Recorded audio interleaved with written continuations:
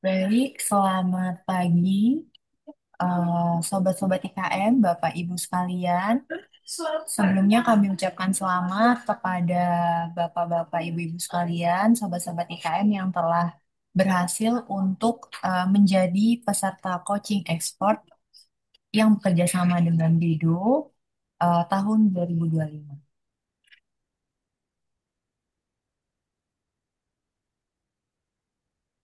Baik, Assalamualaikum warahmatullahi wabarakatuh. Om Waalaikumsalam. Swastiastu, salam namo buddhaya.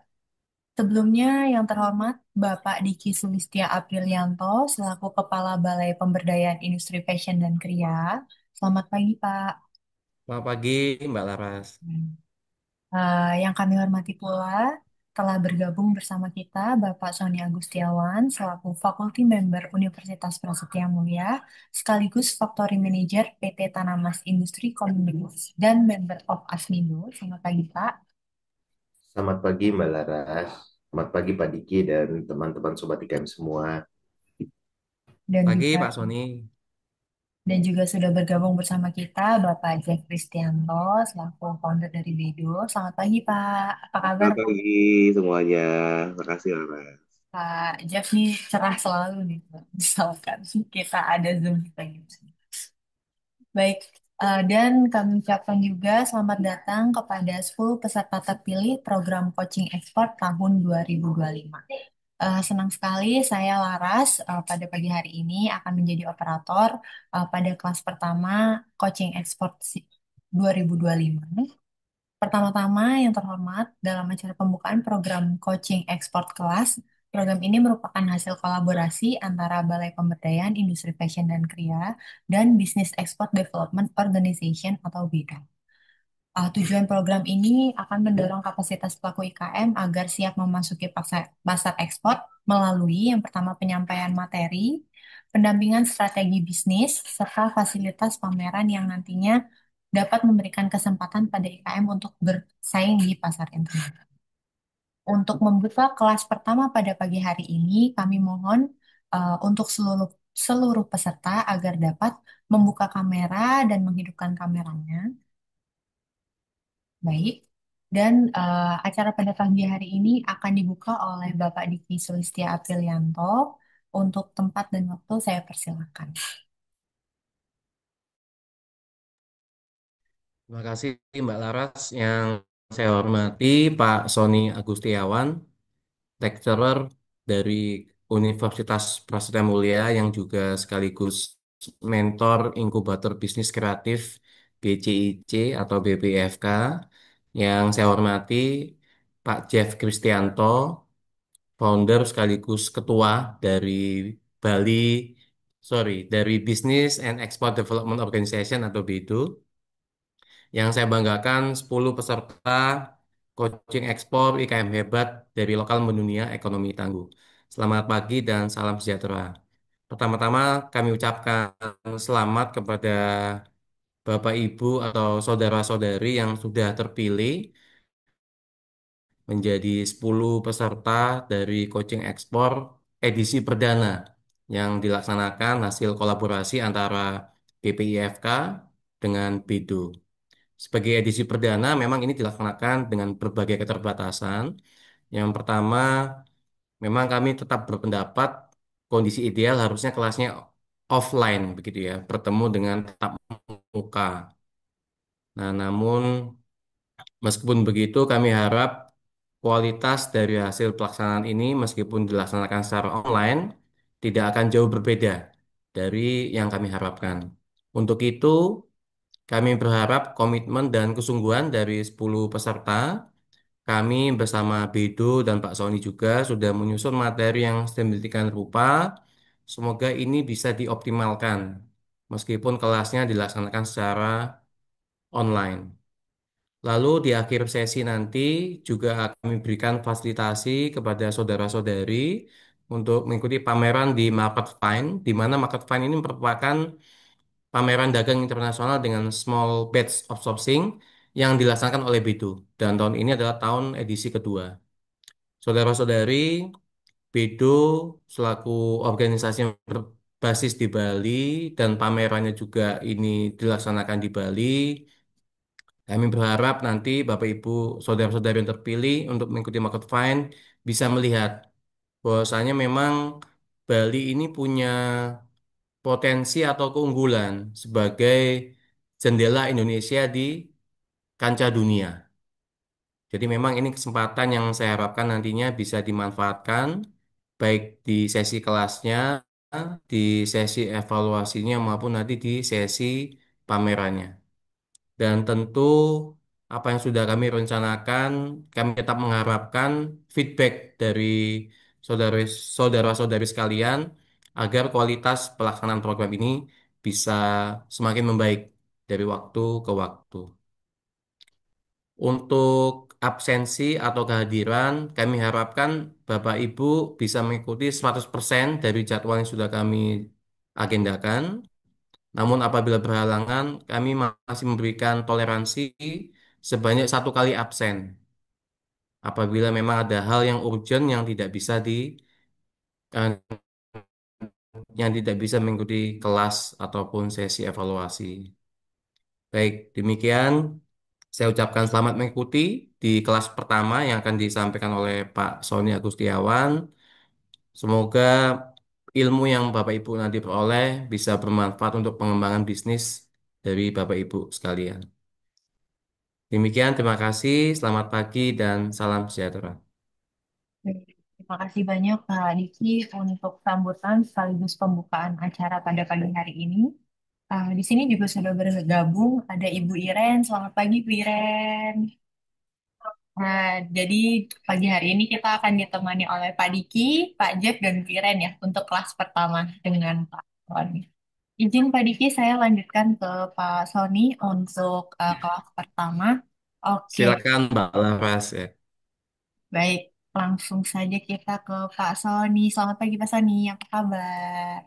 Selamat pagi Mbak Laras, Alhamdulillah kabar baik. Alhamdulillah. Iya nih Pak, kita sekarang masuk ke kelas pertama. Jadi teman-teman sekalian boleh disiapkan catatan, kopi, sama snacknya untuk mengikuti kelas dari Pak Sony. Tadi perkenalannya sudah sempat saya spill sedikit. Mungkin di sini ada beberapa dulu yang pernah mengikuti program CBI nih Pak Sony. Ada Mas Danang, ada Mbak Tini, ada Mas Andrio, ada Mas Imam. Nah, ini aku mau tahu nih, Mas Fadil Darmawan, Kala Series itu berarti kerja sama Mas ini ya? Kayaknya pernah, Kala Series pernah dibawa, dijadikan produk di CBI 2024, betul atau tidak? Mas Fadil Darmawan, apakah ada di situ? Nah, jadi Bapak Ibu sekalian, dimohon untuk kelas untuk dapat menghidupkan kameranya agar nanti untuk koordinasi atau kelasnya itu bisa berjalan enak gitu ya. Jadi nggak satu arah dari narasumber aja, tapi dari pesertanya juga aktif nanti bertanya seperti itu. Oke, mungkin untuk waktu dan tempat saya persilakan untuk Pak Sony untuk materi kelas pada pagi hari ini. Baik, terima kasih Mbak Laras. Assalamualaikum warahmatullahi wabarakatuh. Selamat pagi, salam sejahtera buat kita semua. Om Swastiastu, Nama Budaya, Salam Kebajikan. Senang sekali nih hari ini saya bertemu dengan para eksportir muda yang nantinya akan membawa nama Indonesia lebih besar dan memberikan dampak ekonomi tidak hanya untuk perusahaan dan pribadinya, tapi juga untuk masyarakat yang sebesar-besarnya. Eh, Izinkan saya untuk melakukan share screen dan kita akan berdiskusi selama kurang lebih 2 jam ke depan. Nanti kalau teman-teman, rekan-rekan Sobat IKM, ada yang mau ngopi, ada yang mau sambil snack, silahkan. Dan kalau ada yang ingin bertanya, silahkan saja langsung open mic atau raise hand. Saya sangat senang diganggu dan berdiskusi dengan teman-teman semua. Baik, kita tunggu share screen-nya. Apakah sudah terlihat secara full screen dan suara jelas, Mbak Laras? Sudah terlihat aman Pak. Oke, sudah full screen ya? Sekarang sudah full screen. Baik, baik. Hari ini saya diminta sama teman-teman BPFK atau BCIC untuk menjelaskan, berdiskusi tentang langkah awal dalam kita melakukan ekspor ataupun dalam mempersiapkan ekspor. Materi yang akan saya bawakan diberi judul adalah identitas. Kenapa identitas penting? Karena ini hal yang menarik. Kalau kita contohnya, saya suka bawa contoh itu ke dunia pribadi atau ke kehidupan sehari-hari gitu. Kalau kita mau bertemu seorang jodoh, kita harus tahu dulu siapa diri kita. Itu namanya identitas produk. Kita harus tahu apa sih keunggulan kita, apa kelemahan kita, apa hal-hal yang kita tidak sukai, apa hal-hal yang menurut kita lebih unggul dibanding yang lain. Karena dengan begitu kita bisa pede, kita bisa yakin, dan bisa menemukan jodoh yang sesuai dan tepat sehingga kita bisa membina hubungan yang baik. Kalau dalam konteks bisnis, kita bisa mengetahui, mencari siapa pembeli kita biar berjodoh dan nanti berjalan bisnis sesuai dengan yang diharapkan. Gitu, itu kurang lebih. Nah, sedangkan selain kita perlu mengenal diri kita atau identitas produk, kita juga harus mengenal nih identitas market atau siapa sih calon yang ingin kita kejar, baik itu calon pasangan ataupun calon bisnis gitu ya. Siapa mereka? Kira-kira kita punya tipe nggak sih? Ada kriteria nggak? Kan nggak mungkin kita mencari jodoh, udah deh siapa aja yang penting mau, kan nggak mungkin. Nggak mungkin juga kita cuma duduk pasrah, ditunggu didatangi, lalu siapapun yang datang kita hajar gitu ya, kita ayu gitu, kan nggak mungkin juga. Jadi ini pentingnya materi hari pertama tentang refleksi dulu. Kita masih mulai dengan yang ringan-ringan, nanti dari coach atau pengajar yang lain, di materinya semakin hari akan semakin dalam, semakin detail, dan juga semakin mudah-mudahan berdampak untuk pada Bapak Ibu semua agar sukses dan lancar ketika ekspornya. Sebelum itu izinkan saya memperkenalkan dikit, tadi sudah dikenalin sama Mbak Laras dan Pak Diki. Saya adalah salah satu pengajar di Prasetya Mulia.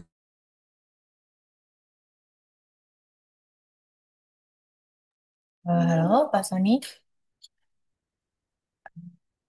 Teman-teman, Pak Sony di Zoom teman-teman nge-freeze atau enggak? Nge-freeze. Freeze ya. Bentar ya. Ya. Coba hubungin dulu ke... Please, Mbak. Ya, makasih Mas Danang, Mbak Stevi. Bentar.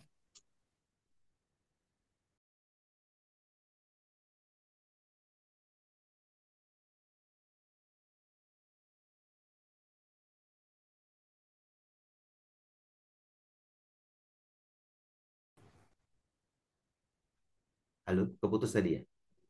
Iya Pak, tadi nge-freeze Bapak. Oke, sorry, sorry, sorry. Eh, ya, saya perkenalan sedikit gitu ya untuk bisa memperkenalkan diri dan bisa kenal dengan teman-teman semua. Ya, saya Sony Gustiawan, panggilannya Sony. Saya sebagai salah satu pengajar di Prasetya Mulia Universitas di Jakarta. Saya mengajar di bidang entrepreneur, bisnis model, creative industry, strategi manajemen, dan family business. Kebetulan saya home base-nya adalah di industri kria. Dan juga saya sebagai penerus perusahaan keluarga sejak tahun 1972, perusahaan home decor dan furniture, dan dari tahun 72 sampai sekarang kita 100% ekspor, tidak ada pasar lokal, dengan jumlah karyawan sekitar nggak banyak gitu ya, sekitar 500 sampai 800 orang. Dan juga saya sebagai aktif sebagai konsultan, trainer, coaching untuk di berbagai aktivitas dan kegiatan, termasuk salah satunya di Kementerian Perindustrian dengan BPFK. Nah, ini nomor telepon saya, kemudian juga ada WhatsApp-nya, ada emailnya, ada Instagram. Silakan nanti teman-teman Sobat IKM, jika ada yang ingin berdiskusi lebih lanjut, bertanya-tanya sampai kapanpun, kalau saya bisa jawab, saya pasti akan bantu jawab. Ini sedikit dengan tentang saya. Nah, saya juga sudah baca profil teman-teman. Kita ada 10 orang dari berbagai latar belakang, ada yang dari batik, kerajinan, anyaman, kain wastra, kemudian juga ada yang pakaian muslim dan lain sebagainya. Ini menarik. Saya ingin menyapa dulu teman-teman sedikit, mau bertanya kepada Mbak Mas Pringga. Selamat pagi Mas Pringga.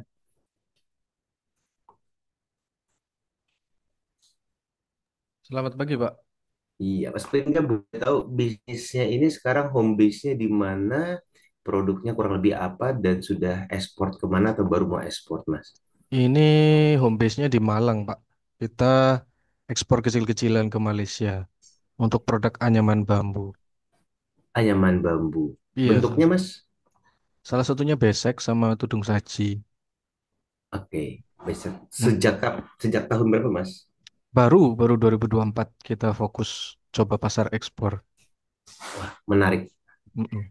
Siap. Terima kasih, Mas Pringga. Terima Salam kasih kenal. Pak Sani. Salam kenal.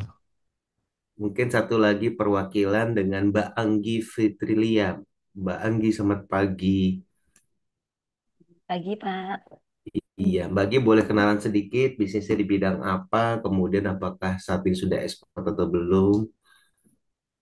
Terima kasih, Pak. Perkenalkan nama saya Anggi dari Galeri Kita dari Kota Palembang. Di sini kami membuat produk wasra pewarnaan alami dengan menggunakan limbah dari getah gambir, Pak.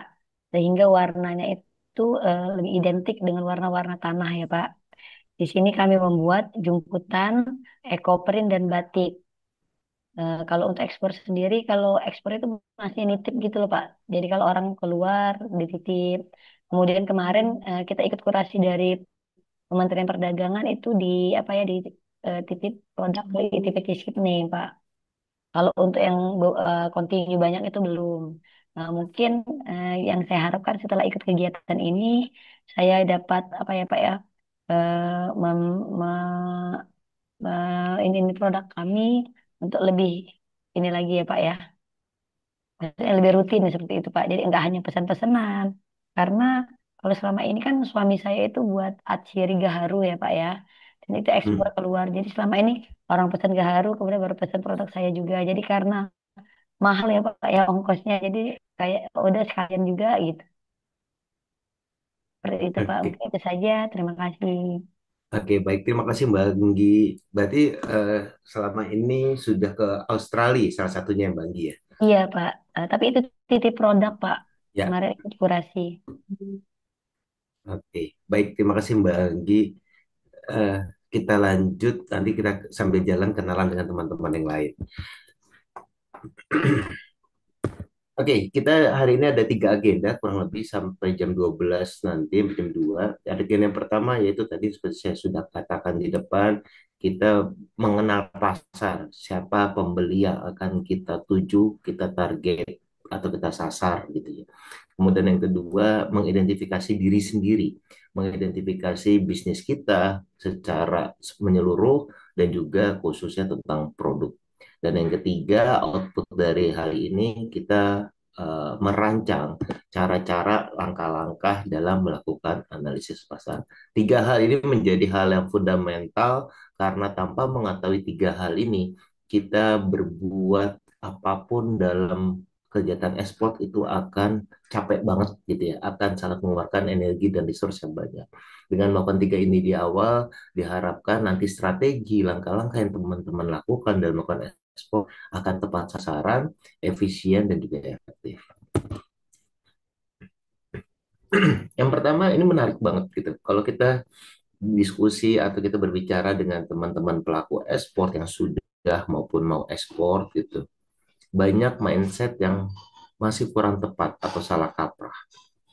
Mereka melakukan ekspor yang pertama kebanyakan karena cuman keinginan yang besar tanpa pengetahuan yang banyak.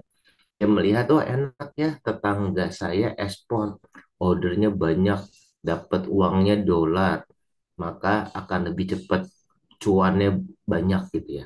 Wah enak ya ekspor, secara branding akan lebih besar. Wah enak ya kalau ekspor akan mendapatkan jumlah order yang lebih banyak dibanding yang tidak ekspor. Jadi semua dimulai dengan asumsi yang harapan-harapan tapi tanpa pengetahuan yang cukup mendalam. Padahal kalau kita bicara baik ekspor maupun lokal, itu kita dalam konteks teoritis namanya pasar. Dan setiap pasar itu berbeda-beda. Kita nggak akan pernah bisa menyontek, meniru, ataupun ah tetangga saya atau kompetitor saya melakukan A. Saya akan mengikuti persis sama yang dilakukan kompetitor atau tetangga, melakukan hal yang sama persis misalnya. Tapi setelah kita lakukan, kok hasilnya beda ya? Tetangga saya dia ikut pameran Ivina gitu, atau ikut pameran Gcraft, atau ikut pameran JACC dan lain sebagainya. Mereka sukses, saya ikutan. Ketika saya ikutan sama persis, besaran bootnya sama. Tapi kenapa ya? Kok nggak laku, nggak kayak teman saya? Atau ada teman yang lain melakukan ekspor dengan cara marketingnya online. Dia pakai Etsy, dia pakai Alibaba dan lain sebagainya. Mereka sukses. Kita ikutin sama persis. Kok nggak bisa ya? Kok nggak sukses ya? Padahal caranya sama, langkah-langkahnya sama. Nah, itu dia yang perlu kita pahami. Nggak pernah Pak bisa. Sony, Ya, izin Pak, screen-nya belum di-share. mati screen-nya. Iya, tadi pas habis Pak Sony masuk lagi, screen-nya belum ke-share Pak. Oh, sorry. Saya tutup dulu ya.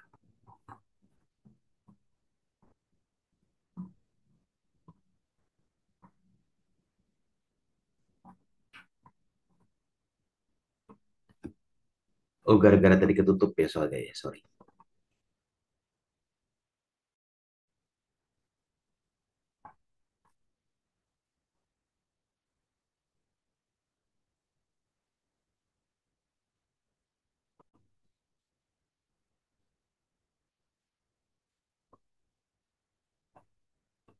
Sudah Mbak Laras ya? Ya, sudah Pak, sudah. Oke, sorry. Oke, ini tadi agendanya tiga ini. Kemudian setiap pasar berbeda. Kenapa tadi saya bilang? Karena kita nggak akan pernah bisa ngikutin cara yang sama yang dilakukan oleh tetangga kita, kompetitor kita ikutin dan kita menghasilkan hasil yang sama juga, itu nggak akan pernah bisa. Atau mungkin terkadang tetangga kita atau kompetitor kita melakukan A dan dia gagal, tapi di kita melakukan hal yang sama justru berhasil. Lagi-lagi karena setiap pasar berbeda. Tidak akan ada produk yang bisa dijual untuk seluruh pasar. Sangat susah gitu kalau kita punya, saya mau bikin produk kemeja batik dengan desain B gitu. Kemudian harapan saya desain ini, baju batik yang saya buat itu bisa dijual ke seluruh dunia. Dijual ke Jepang, ke Korea, ke Amerika, ke Jerman, ke Eropa, ke Timur Tengah, ke Afrika Selatan. Nggak akan pernah bisa ada produk yang sama persis, satu desain, satu produk dijual ke seluruh dunia, itu hampir nggak ada. Tapi kok ada Pak? Iya, memang ada. Tapi nama produknya komoditas. Kalau kita jual kopi, kalau kita jual teh, kalau kita jual minyak, jual batu bara, itu mungkin speknya seluruh dunia akan sama. Kita satu produk, kita jual ke seluruh dunia, itu mereka beli. Tapi kalau kita bicara produk konsumsi, kita bicara fashion, kita bicara produk kria, maka jangan pernah berharap satu desain, satu produk dijual ke seluruh negara. Itu nggak bisa. Itu hal yang fundamental, rekan-rekan dan teman-teman Sobat IKM harus paham terlebih dahulu. Kenapa ini menjadi, karena mengenal pasar ini adalah langkah awal untuk kita ekspor. Kalau kita mau perang, kita harus tahu dulu nih, perangnya di mana, perangnya kemana, siapa yang akan kita lawan, musuhnya siapa. Kita nggak akan pernah bisa menang perang kalau kita ke medannya. Kalau dari buku The Art of War yang paling terkenal dari Sun Tzu, kemenangan perang itu dimulai dari bagaimana kita mengenal musuh kita pertama. Semakin kita mengenal mereka sangat detail, maka kemenangan 80% ada di tangan kita. Karena dengan kita tahu musuh kita tahu lokasi perangnya, kita tahu mau kemana, kita bisa mencari tahu segala macam tentang mereka, sehingga kita bisa dengan mudah menyenangkan mereka. Kita bisa dengan mudah bagaimana membuat dia suka dengan produk kita. Dan kita juga bisa hindari hal-hal apa yang mereka nggak suka, sehingga kita jauhkan hal-hal tersebut dari produk kita. Nah, kita harus tahu karena berbeda eh, negara, berbeda lokasi, berbeda konsumen, kebutuhan akan produknya beda. Kalau kita bicara dunia dibagi dua, dunia barat dan dunia timur. Kita akan pernah bisa jualan baju yang laku di Jepang dan laku juga di Jerman. Itu kita ambil ranjang atau jual home ataupun di Thailand dan kita kita bawa nyopir ngapain? Kenapa? Karena kebutuhan secara demografi, secara kebiasaan, secara needs yang mereka secara basicnya berbeda, barat dan timur. Atau kalau dari fashion paling gampang kita lihat dari segi summer atau winter. Nggak akan pernah kita jual baju winter ke negara-negara yang sepanjang tahunnya tropis. Mereka mau pakai kemana? Jaket-jaket tebel, sepatu boot, jaket-jaket yang ada bulunya itu nggak akan pernah bisa mereka beli karena kan nggak kepakai. Atau juga kita jual baju eh, bikini atau jual baju-baju pantai, kita jual ke Alaska itu juga nggak akan laku. Jadi kita harus tahu negara yang akan kita tuju itu dinasi oleh iklim apa. Kemudian ketika kita jual, harapannya adalah barang ini dijual untuk musim apa. Misalnya daerah demografinya pegunungan atau lautan itu juga beda. Dan banyak lagi, misalnya negara yang mayoritas Muslim, negara yang Muslim minoritas, itu juga kebutuhan akan bajunya juga berbeda dan lain sebagainya. Jadi kita harus tentukan kemana. Nggak akan pernah bisa kita perang atau ekspor kalau kita bilang mau ekspor nggak mau. Kemana ekspornya? Lihat nanti deh, nggak tahu sedapatnya itu nggak akan pernah bisa. Kenapa nggak akan pernah bisa? Karena pun maka effort kita akan besar, energi, waktu, dan sumber daya yang kita gunakan juga akan sangat besar. Gitu ya. Nah, kalau saya ini sedikit ke Mbak Tiara. Mbak Tiara boleh bantu open mic. Mbak Tiara kan udah mimpinya ketika ikut coaching ini, saya mau ekspor ke negara mana Mbak Tiara? Kalau saya fokusnya Eropa, Pak, untuk daerahnya.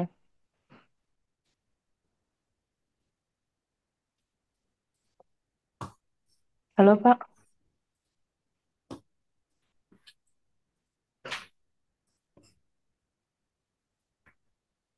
Apa Mbak Tiara ya? Kalau saya fokusnya, kalau untuk sekarang yang banyak ke Italia sih, Pak, yang rutin. Oke, yang rutin Italia. Nah, sekarang punya target baru, mau ke mana? Eh, iya, Pak, yang Italia ini mau diperluas, kita mau cari pasar baru di sana, karena memang kita tuh masih pakai pihak ketiga. Oke,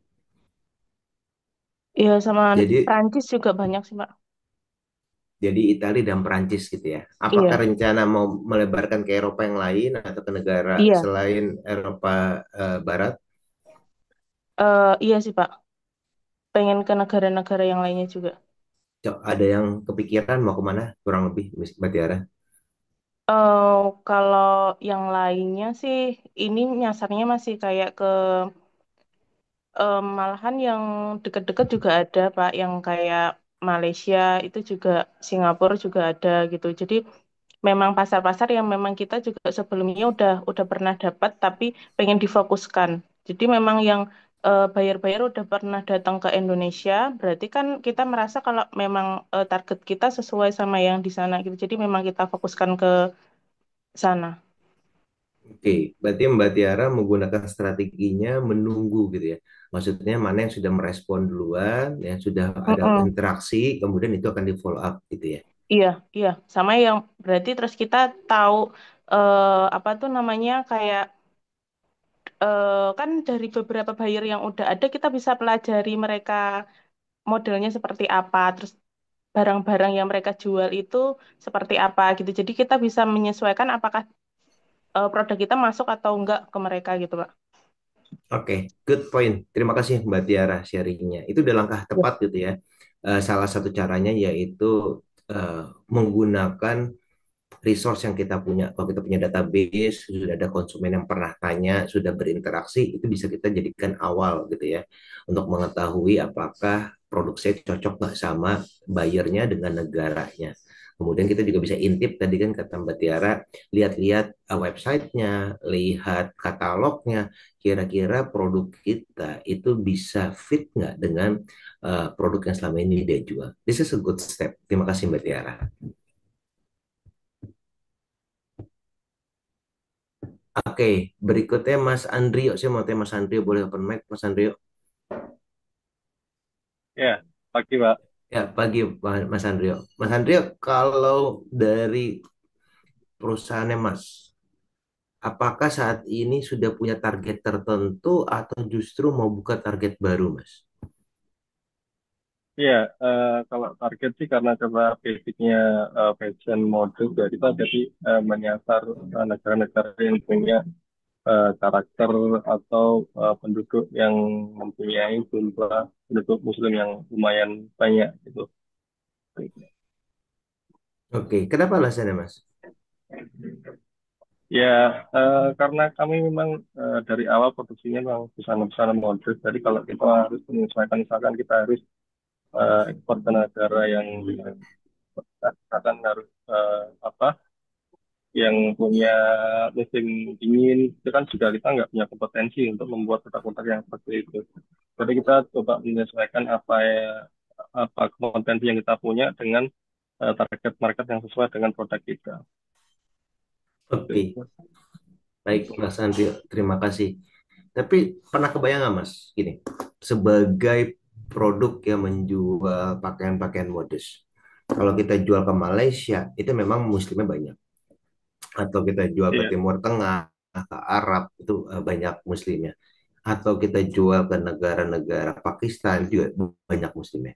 Tapi pertanyaan yang sangat krusial, apakah di Rusia ada yang muslim? Misalnya, apa, ap- ya kan? Apakah di negara Alaska ada yang muslim? Apakah di negara Zimbabwe ada yang muslim? Apakah di negara apa namanya misalnya negara-negara Denmark ada yang muslim gitu kan sebenarnya kalau kita bicara populasi muslim itu kan tersebar hampir di setiap negara gitu ya dan kita iya, sebagai produsen baju-baju modest berarti kan pasar kita tuh sebenarnya seluruh negara seluruh dunia ya. Cuman memang kuenya iya, tuh besarnya beda-beda. Malaysia pasti kuenya besar, Arab Saudi kuenya besar banget gitu kan. Kemudian ke negara Timur Tengah juga kuenya besar. Tapi negara yang justru kue-kuenya kecil itu terkadang menarik, Mas Andri. Gitu. Kenapa? iya, Karena kan orang di sana juga orang Muslim butuh pakaian. Dan karena negara-negaranya tidak menjadi mayoritas orang Muslimnya, sehingga kebutuhan dia mencari baju Muslim terbatas. Nah, kalau Mas iya, Andrio bisa misalnya masuk ke pasar yang niche market gitu, yang musimnya nggak mayoritas, musim yang minoritas, tapi Mas bisa merajai pasar di sana, itu kan luar biasa tuh. Jadi raja di kerajaan yang kecil, itu menarik. Dibanding jadi serdadu di kerajaan yang sangat besar. Gitu. Ini saya mencoba men-challenge Mas Andrio gitu ya. Kenapa nggak coba-coba ke sana? Kebayang nggak Mas? Atau pernah ada pikiran nggak? iya, kebayang sih Pak. Eh, Cukup bagus sih insight-nya. Jadi belum pernah terpikir gitu kan juga sebelumnya. Jadi untuk mencoba apa ya jualan modus di negara-negara yang mungkin mayoritas modusnya nggak begitu banyak. Tantangan tapi sekaligus juga peluangnya juga cukup besar. Yes, gitu Mas Andi. Jadi ya ini kita diskusi di sini kita mencoba Iya, melebarkan perspektif bahwa ekspor itu berarti kita punya pasar di seluruh dunia. Kita bisa ke ujung belahan kanan, kiri, bawah, atas dan semua punya pasar. Jadi kalau ada orang-orang yang nanya sebenarnya Mas, saya punya mau bisnis ini peluangnya kemana? Saya bilang semua negara, semua tempat di mana ada manusianya itu pasti ada peluang. Karena manusia pasti butuh produk. Tinggal siapa yang akan mensuplai produk itu. Gitu Mas Andrio. Nanti kita diskusi lebih lanjut tentang hal ini ya. siap. Terima kasih insight-nya Pak. Baik, kita lanjut Bapak Ibu semua. Oke, kita tahu dulu tadi secara basicnya konsumen kita yang akan kita pilih itu seperti apa, kita kenali dulu secara umum. Lalu setelah kita tahu secara umum, kita masuk yang mulai detail. Kita harus tahu segmentasinya. Kita harus tahu lebih detail. Tadi yang seperti kata Sun Tzu. Kalau kita mau perang, kita harus tahu musuh kita sedetail-detailnya. Bahkan kata Sun Tzu, harus lebih detail dibanding kita mengenal pasangan hidup kita sendiri gitu ya. Jadi bayangkan kita harus tahu musuh kita bahkan lebih tahu dibanding pasangan kita sendiri. Kita harus kenal segitunya karena kalau kita kenal segitunya, kenal sedetail itu akan sangat mudah untuk menghancurkan atau menyenangkan uh, musuh kita. Nah, secara teoritis ini teman-teman atau rekan-rekan pasti sudah tahu gitu ya hal yang tidak baru. Iya, saya tahu Pak, demografi, geografi, psikografi, perilaku. Iya, ini harus di define, harus ditentukan di depan. Nggak cukup kayak saya mau ke Malaysia, saya mau ke Perancis, saya mau ke Italia, nggak cukup. Karena di setiap negara itu punya elemen-elemen atau punya lapisan-lapisan masyarakat yang sangat berbeda. Setiap negara ada anak bayi, ada anak-anak kecil, ada remaja, ada orang tua, ada kakek nenek. Dan setiap usia punya kebutuhan yang berbeda-beda terhadap pakaian, terhadap home decor, terhadap kria, dan lain sebagainya. Kita mau kasih baju ke anak kecil Australia, sama kita bikin baju untuk anak kecil China, itu beda. Jadi secara negara beda, secara demografis, geografis, fisiografis, dan perilaku pun beda. Kita harus target usianya berapa. Dan teman-teman ketika membuat target usia, tolong precise, tolong yang teliti. Nggak bisa, saya mau baju untuk usia 12 sampai 50 tahun. Nggak akan pernah bisa. Karena kalau kita lihat, apakah anak SMP pakai baju ibu-ibu usia 50, mereka mau gitu ya. Atau kebalikannya, ibu-ibu usia 50 tahun disuruh pakai baju anak SMP, desain-desain anak SMP, mereka mau? Kan nggak mungkin gitu ya. Mereka punya behavior, perilaku, mereka punya persona, mereka punya keinginan yang berbeda-beda. Jadi nggak cukup kita fokuskan, oke saya mau ke Malaysia titik, nggak bisa. Kita harus lihat sampai ujung. Oke, saya akan jual contohnya ke eh, Walmart gitu, atau saya akan jual ke Porteriban, atau saya akan jual ke H&M. Nah, H&M sendiri itu H&M-nya yang mana? Apakah H&M yang kids, H&M yang men's, H&M yang women's itu beda gitu ya. Jadi kita harus lihat usia, jenis kelamin, pendapatan, pendidikan, pekerjaan, status pernikahan dan lain sebagainya. Karena setiap toko di luar negeri, setiap produk di luar negeri, mereka menyasar konsumen yang berbeda-beda. Kalau kita mau masuk ke toko mereka, kita harus tahu dulu toko itu target konsumennya siapa. Apakah menengah ke bawah, apakah menengah ataupun menengah atas, gitu ya. Jadi contohnya kalau kita bicara department store terbesar di luar negeri ada Walmart gitu ya. Ada Walmart, kemudian ada IKEA, ada JCPenney, ada Home Depot, kemudian ada Porteriban, ada Home Goods dan lain sebagainya. Mereka tuh segmennya beda-beda. Kayak di Indonesia gitu contohnya, kita bicara ada Matahari sama ada Metro, ada Sogo, itu beda. Baju Matahari harganya, desainnya pasti akan berbeda dengan baju yang ada di Sogo. Begitu juga di luar negeri. Kita harus tahu toko yang mau kita sasar, siapa target konsumennya. Secara demografis, geografisnya juga kita pertimbangkan, psikografisnya juga kita pertimbangkan, gaya hidup, nilai-nilai, norma, minat, kepribadian konsumen di tempat toko tersebut berada.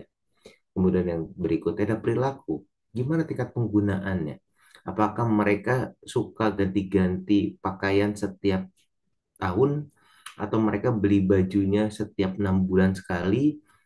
Dan bagaimana loyalitasnya terhadap merek? Apakah kalau udah beli merek A, maka terus-terusan akan membeli merek A? Dan walaupun merek B lebih bagus, desainnya lebih bagus, dia nggak mau pindah karena udah sangat loyal dengan mereknya. Dan juga bagaimana perilaku pembeliannya. Apakah mereka kalau beli ada 5 warna, 5-5-nya dibeli merah, kuning, hijau, biru, hitam.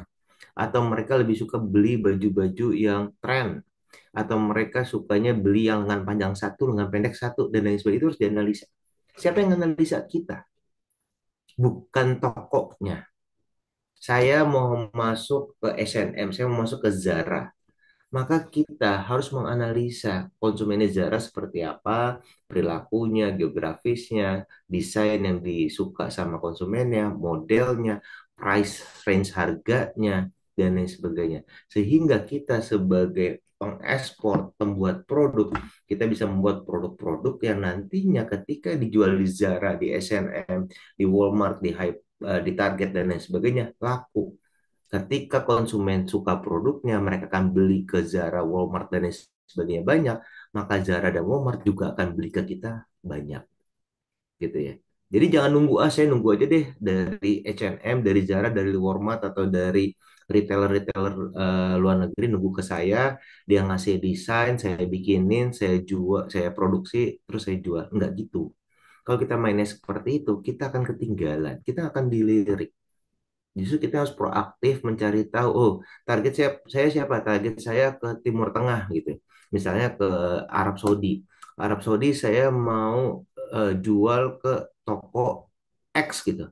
Saya harus tahu toko X itu selama ini jualan apa saja, harga yang dia jual berapa ke konsumennya, kemudian profil konsumennya seperti apa, perilaku konsumennya sukanya warna apa, desain yang kayak gimana, bahan seperti apa, kemudian fitur-fitur apa yang dicari sama konsumen, dan lain sebagainya. Apa jobs to be done, keinginan dari konsumen akhirnya, apa harapan dari konsumen, apakah kecewaan dari konsumen. Semakin kita bisa jawab itu semua, maka produk kita akan semakin laku di pasar yang kita tuju. Jadi ini eh, terlihat sederhana, tapi ini fundamental dan ini sangat penting. Kalau kita nggak tahu ini, kita akan susah untuk menang di pasar yang akan kita tuju. Oke, ada yang raise hand tadi. Silakan dari siapa tadi? Dari saya, Pak. Mas Fadil, silakan Mas Fadil. Oke, baik. Selamat siang rekan-rekan dan juga Pak Sony. Siang. Izin perkenalkan, saya Fadil dari Kala Series, yang dimana sebetulnya Kala Series ini adalah dulunya brand fashion busana muslim, yang dimana ketika saya masuk ini saya switch untuk jadi produk reguler, Pak. Nah, izin menjelaskan sedikit. Kebetulan terkait yang tadi, Pak, saya ingin membahas terkait demografis juga, terkait psikografis juga. Saya ingin bertanya ke Pak Sony, dan semoga nanti itu bisa menjadi insight buat saya. Jadi Kala Series ini saya jualannya di dua channel, Pak. Yang pertama sorry Pak, di tiga channel. Yang pertama itu kita retail, yang kedua kita ke distributoran, dan yang ketiga ini adalah marketplace, yang dimana tentunya dari tiga channel ini produknya beda-beda, Pak. Ada yang kalau di retail kami khusus untuk bawahan saja, kalau di marketplace ini atasan saja, dan untuk yang di distributor itu kami jualan hijab saja. Nah, saya ingin tahu, Pak, apakah ketika nanti saya masuk ke ekspor, itu karena jujur untuk kelas ekspor ini baru pertama kali saya mengikuti kelas ekspor, Pak. Apakah possible nantinya ketika produk yang nantinya akan saya kirim di ekspor ini berbeda juga dengan produk yang ada di dalam Indonesia, khususnya untuk saat ini saya jualan, Pak? Apa Oke, itu yang pertama? Dan yang kedua, ya. apakah ada Pak baseline, kalau enggak benchmarking saya terkait brand yang udah ekspor, ternyata misalkan produk yang dijual di dalam negeri ini hanya hijab, nggak taunya kalau di luar negeri sana ada dalam sampai proses mukenanya juga gitu, tapi ternyata hijabnya nggak dijual gitu di luar negeri. Ada nggak sih Pak baseline untuk benchmarking saya, biar saya bisa duplikat, biar bisa saya dan tim saya nantinya, oh ternyata ada gitu. Terima kasih Pak. Baik, terima kasih Mas Fadil. Yang pertama, Mas Fadil, apakah memungkinkan gitu produknya ekspor sama lokal itu beda, eh, dan apakah yang lokal itu semuanya harus diekspor? Itu yang pertama. Kemudian yang kedua tadi benchmark mengenai produk yang diekspor lebih lengkap dibanding yang lokal. Dan ini pertanyaan menarik, Mas Fadil. Sebenarnya tidak ada keharusan, Mas Fadil. Jadi kalau kita bicara brand-brand, kita banyak bicara brand-brand fashion kayak Pan Brothers, salah satunya di perusahaan exported fashion terbesar gitu ya. Nah, mereka itu setiap produknya dia punya desain khusus, Mas. Apalagi kalau misalnya desain saya kerjasama, ini contoh ya, saya kerjasama sama H&M gitu, dan H&M-nya adalah H&M Eropa. Maka desain tersebut ada disclosure nantinya tanda tangan kontrak dengan H&M bahwa desain tersebut tidak boleh dijual ke selain H&M.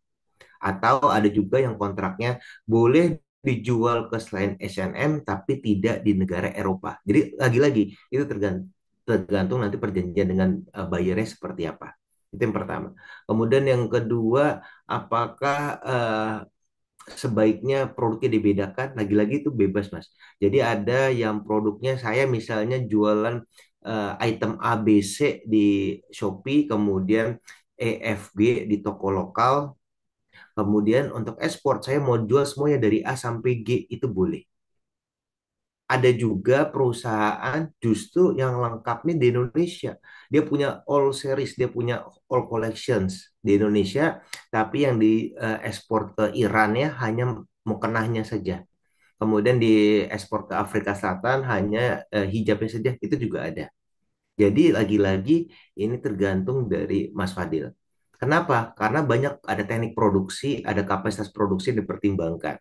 Saya pernah diskusi sama salah satu eksportir, kenapa produk yang ini nggak diekspor, kenapa yang ini yang jadi lokal? Jawabannya dia, satu, karena ketersediaan bahan baku dan pengrajin. Mas, kalau untuk barang yang ini bikinnya lama, pengrajinnya cuma sedikit. Kalau ekspor dengan skala besar, saya nggak kesusu bahasanya dia. Saya nggak keburu gitu ya. Karena bikinnya lama, bahan bakunya dan pengrajinnya sedikit. Jadi yang ini saya jual untuk di lokal aja. Nah, tapi kalau untuk yang bahannya ini bisa produksi bisa cepat, saya bisa sebar ke tetangga, saya sebar ke mitra-mitra pengrajin, ini saya bisa bikin banyak, bahannya juga mudah dicari, makanya saya ekspor. Ada pertimbangan itu juga Mas Fadil. Makanya di materi ini saya tadi bilang, mengetahui musuh dan mengetahui diri kita, gitu ya. Kita tahu dulu musuhnya siapa saja, kemudian kita tahu dulu apa kemampuan kita, apa kapasitas kita, sehingga ketika kita ekspor, ketika kita bertemu dengan pembeli, itu cocok. Kapasitasnya cocok, desainnya cocok, harganya cocok, konsumen akhirnya senang, buyernya atau pembelinya senang, kitanya juga senang, dan pengrajin pun senang. Gitu Mas Fadil. Nah, kalau kita bicara benchmark, nggak ada benchmark yang pasti, Mas. Karena tadi saya bilang di awal, tidak ada strategi yang jitu bisa digunakan oleh setiap orang. Jadi masing-masing tergantung dari kemampuan, kapasitas, dan kapabilitasnya. Gitu. Untuk cara secara umumnya sama yang kita ajarin di kelas-kelas 1 bulan ke depan, caranya sama ini. Tapi aplikasinya itu silakan dilakukan sesuai dengan seninya. Art, art of war, art of strategy. Jadi tergantung dari aspek-aspek yang dengan pertimbangan masing-masing. Gitu Mas Fadil, moga-moga menjawab secara umum. Baik, terima kasih Pak Sony. Sama-sama Mas Fadil. Ya, ada Mas Maliki, silakan Mas. Halo, selamat siang Pak Sony. Siang Mas. Perkenalkan nama saya Maliki, cerita sedikit. Hayam Mirah ini brand saya itu digodoknya di Prasetya Mulia karena istri saya itu mantan mahasiswanya Pak Sony. Oke, Digodoknya di tahun 2015, baru kejadian tahun 2019. Saya juga pernah ikut kelasnya dari Pak Michael yang di ELI Michael Handi, ya. tentang digital marketing. Yang ingin saya tanyakan itu kan kalau pas di kelasnya Pak Michael itu saya pernah diajarin juga tentang gimana caranya nentuin segmentasi konsumen. Ya, Kalau untuk di Indonesia sendiri itu kan kita gampang bisa kita lempar aja kuesioner ke pelanggan atau kayak gitu ya. Nanti kita kasih diskon dan lain bla bla bla. Nah, kalau kita mau survei ke calon pelanggan kita ya di luar negeri ini, apakah ada channel-channel khususnya atau hack-hack khususnya biar kita tahu segmentasi konsumennya, Pak? Terima kasih, Pak Sony. oke, baik Mas Maliki. This is a good question gitu ya. Bagaimana cara? Oke, kita sudah melihat segmen, kita mau menentukan, tapi kita ragu apakah mereka segmen yang tepat atau bukan, gitu ya Mas. Nah, terus terang kalau saya sharing dari tahun 1972, kita tanam Mas ini selain export furniture, home decor dan juga kita punya apa namanya garment, kita punya garment fashions gitu ya. Apa yang kita lakukan di tahun 72? Ini tolong dibandingkan dengan sekarang gitu. Zaman 72 internet masih susah setengah mati. Komunikasi pakai fax dulu, belum ada email. Oke, kemudian nggak bisa nyari informasi dengan pakai laptop atau komputer atau internet, nggak ada. Yang kita lakukan, kita ke sana, Mas. Mau nggak mau, biaya marketing besar. Kita harus keluar negeri. Saya setiap tahun sampai detik ini, saya masih keliling luar negeri. Bukannya sombong untuk jalan-jalan. Saya nggak pernah keluar negeri jalan-jalan pribadi itu hampir nggak pernah. Saya ke Jerman, ada pameran terbesar, misalnya di sana ada IMM Cologne, kemudian di sana ada apa namanya pameran di Frankfurt, ada pameran di Cologne, gitu, ada IMM, ada Ambiente. Saya ke sana atau saya ke Perancis ngeliat ke Milan Fashion Show atau saya ke Amerika ke High Point. Setiap saya ke luar negeri itu saya keliling. Saya keliling ke toko-toko mereka. Saya keliling ke Walmart, ke JCPenney, ke Home Decor, ke Potriban, dan sebagainya. Saya keliling. Saya keliling untuk observasi di sana.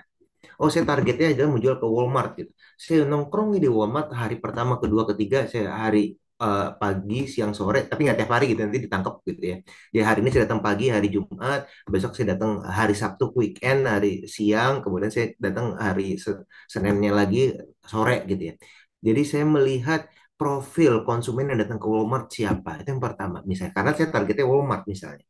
Kemudian ketika saya melihat ke sana, siapa yang datang ke Walmart, kemudian saya lihat yang datang beli pakaian apa, siapa saja yang membeli pakaian warna ini, desain ini, siapa saja, dan saya bikin data sendiri. Saya bikin data sendiri, memang nggak ditulis pakai tangan depan Walmartnya yang ngeliatin gitu, enggak. Tapi saya rekam. Dan ketika saya balik ke hotel, saya recap gitu ya.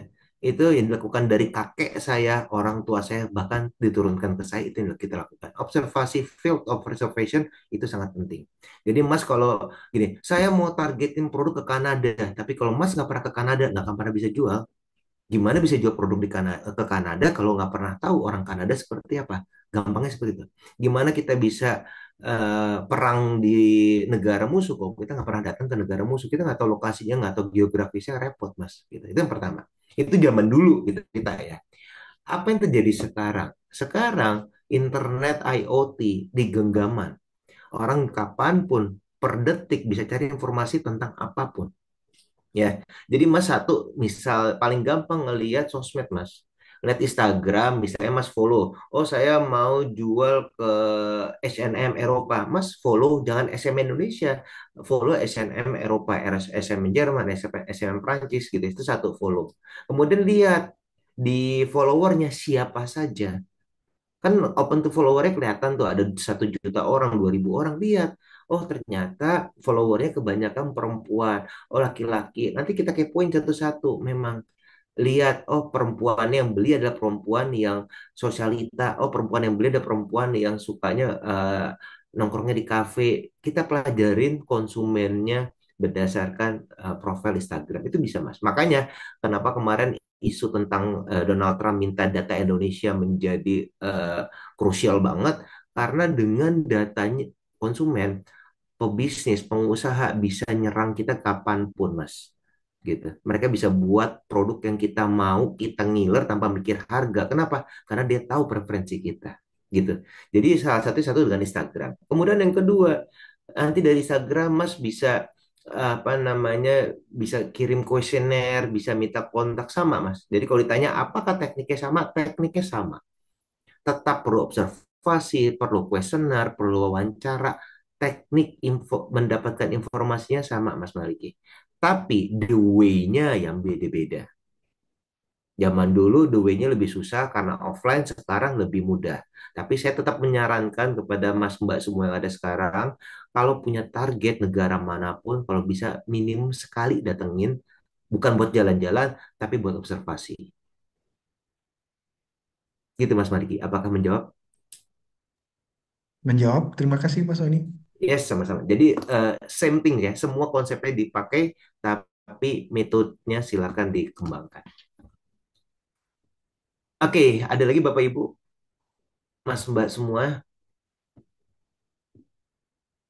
kita lanjut dulu ya. Oke, yang setelah segmentasi berikutnya yaitu jenis buyer. Kita sudah tahu, oke, saya harus tahu nih klasifikasi konsumennya itu tadi ada yang mayoritas di negara dingin, negara panas, pegunungan, lautan, mayoritas muslim, mayoritas non muslim atau lain sebagainya. Kita tahu dulu secara general seperti apa. Kemudian kita kedua kita kerucutkan, oke, saya mau pilih negara A, B atau C, lihat segmennya, cari secara detail, sedetail mungkin gitu ya. Setelah tahu segmennya sedetail mungkin, sehingga kita bisa tahu toko atau buyer yang kita cari seperti apa. Nah, jenis-jenis buyernya itu banyak. Jadi banyak sekali jenis buyer untuk eksportir. Kita nggak harus setiap eksportir itu menjual barang, bawa barang ke sana, buka toko. Nggak harus seperti itu. Sekarang bisnis sudah sangat berkembang. Banyak sekali ini saya coba rangkum dari beberapa literatur gitu ya. Paling tidak ada 8, paling tidak dan saya rasa ini masih terus berkembang. Ada 8 jenis buyer. Dan mereka punya karakter yang berbeda-beda, punya kepentingan yang berbeda-beda, punya perilaku atau behavior yang berbeda-beda. Kita nggak akan pernah bisa menggunakan strategi yang sama untuk kedelapan-delapannya, nggak akan pernah bisa. Kenapa? Karena mereka punya objektifnya beda. Targetnya mereka beda. Yang pertama importir langsung, direct importer. Jadi toko sana beli langsung eh, produknya ke kita tanpa perantara. Dan ini biasanya volumenya besar. Gitu ya, kayak H&M beli langsung ke kita, hubungin kita, ini biasanya volume besar. Dan biasanya importir langsung itu sangat jarang ditemui, Bapak Ibu, Mas Mbak. Jadi kalau teman-teman atau Mas Ban cari, saya mau ikut pameran, saya mau cari importer langsung, ini chance-nya kecil. Karena biasanya mereka nggak percaya sama orang baru. Gitu. Mereka sangat hati-hati dalam mencoba atau dealing with a new business. Kemudian mereka biasanya ingin perusahaan-perusahaan yang udah stable. Secara quality-nya stable, secara brand-nya atau secara apa image persepsi tentang perusahaan kita bagus, harum namanya, kemudian kapasitas produksi kita juga besar dan stabil, kemudian kita sudah memenuhi regulasi-regulasi semua yang dia minta. Jadi importir langsung ini paling oke, harganya bagus, profitnya bagus, cuman chance peluangnya cukup kecil. Apalagi kalau teman-teman lakukan strateginya adalah pameran lokal, gitu. Pameran di Indonesia misalnya, pameran di IFI, pameran di Jivina, Ivina, pameran eh, pameran-pameran yang ada di Indonesia gitu ya. Berharap buyer langsung datang ada tapi kecil. Gitu. Jadi saran saya kalau mau ketemu importer langsung, Mas ke pameran, Mas Mbak itu pamerannya pameran yang di pusatnya pameran kayak di Jerman, di Amerika, atau di China sekalipun. Gitu, itu pertama. Kemudian yang kedua ada perusahaan dagang. Ini beda. Kalau tadi importir, mereka punya toko, beberapa toko, mereka cari barang, mereka langsung ke kita. Kalau perusahaan dagang ini biasanya dia tidak punya toko langsung, dia trading company. Dia beli di kita, beli di orang-orang, dia belanja. Ini kayak just tip lah, tapi just tipnya versi besar, skala besar. Gitu ya.